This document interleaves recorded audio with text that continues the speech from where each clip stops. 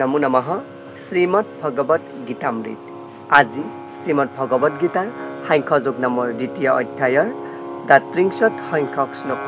শ্লোকফাকি হৈছে এনেধৰণৰ: যদৃশ্যয়া সুপপন্নং স্বৰ্গদ্বাৰম অপবৃতম সুখিনঃ ক্ষত্ৰিয়াঃ পাৰ্থ লভন্তে যুদ্ধম ঈদৃশম। অৰ্থাৎ উক্ত শ্লোকফাকিৰ বক্তা হৈছে ভগৱান শ্ৰীকৃষ্ণ।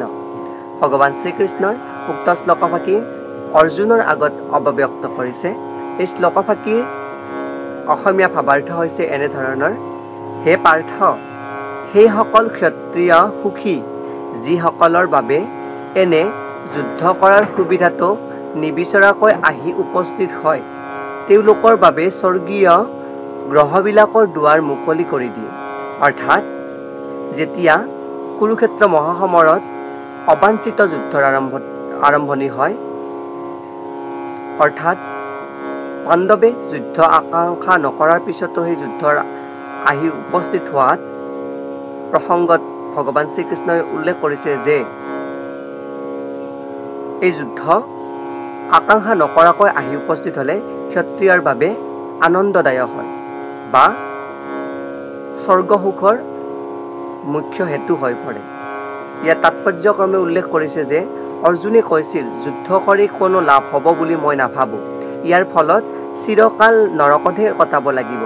কিন্তু পৰম আচাৰ্য ভগৱান কৃষ্ণই উল্লেখ কৰিছে যে অজ্ঞাত ফলতহে অৰ্জুনে তেনে উক্তি কৰিব পাৰিছিল, কিয়নো অৰ্জুনে নিজৰ স্বধৰ্ম পালনৰ ক্ষেত্ৰত অহিংসা হ'বলৈ বিচাৰিছিল। এজন ক্ষত্ৰিয় যুদ্ধক্ষেত্ৰতে উপস্থিত থাকিব।